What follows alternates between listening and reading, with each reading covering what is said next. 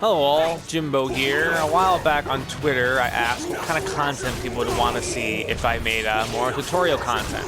And a few people mentioned how to properly implement Raphael's lethal hits. These lethal hits being his, whip-specific lethal hits, as in 4-6A, 4-6B, 4-6K. And so I'm going to kind of demonstrate how these moves are good and how you can implement them and what damage you can expect to get on a successful lethal hit. Okay, so we got Nightmare here. He's we're going to use his armor trio, 6A, 6B, 6K, to demonstrate why Raph lethal hits are good. So we got 6B here, or 6B will lethal hit. You can get this stuff for, that's like max meterless damage. That's solid. You can also go this route for something a bit easier execution-wise and still get solid Oki. And then you can kind of get creative if you want to do different combo routes, like a different kind of launch, or you want to do like this instead. The world's your oyster. I don't recommend that combo, but you can do all sorts of things. But you're pretty much going to be doing 6-6B plus K or BBB prep links if you want to get the most damage off of those lethal hits. So, what makes this good? Let's take the range that Nightmare's going to be using these moves. So around this range right here, mind you, 4-6B has gigantic range, which hopefully I can demonstrate. I'm getting him pretty far. So whip punishing with a move of this range isn't too hard, even if it's not a hit-specific lethal hit. This range right here is where you want to be to get this lethal hit. So let's then go forward. Okay, well, what if he just uses 6A? Well, okay, good. Let's go to 6A now, which is a high. Now 4-6A has a built-in tech crouch, which is very formidable, especially at this range.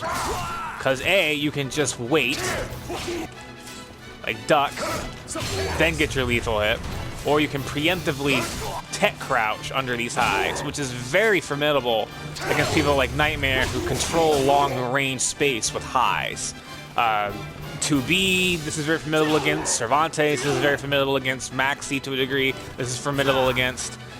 So yeah, one thing to note about 4-6A is that this is the combo links you want to go for. You want to go for the 6-6B plus K links, usually, most of the time. Because if you don't, so with Jimbo, why not just go for the BBB links? Well, hopefully I can demonstrate in a second why you shouldn't go for that. Assuming... Oh my god. I'm just gonna duck. And then block. I'm sorry. Anyway.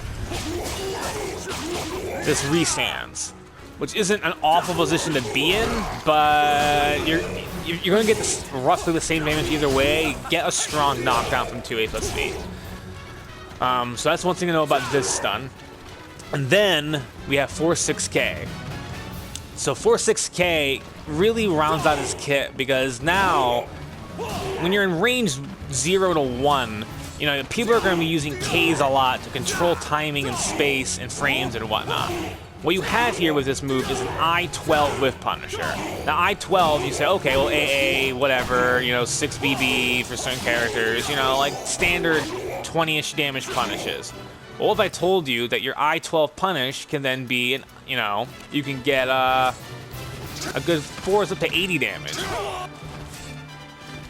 Like, I'm using this move because it's a formidable move. Now you get this link from this. You get a little bit more damage than if you were to just do this. So keep that in mind.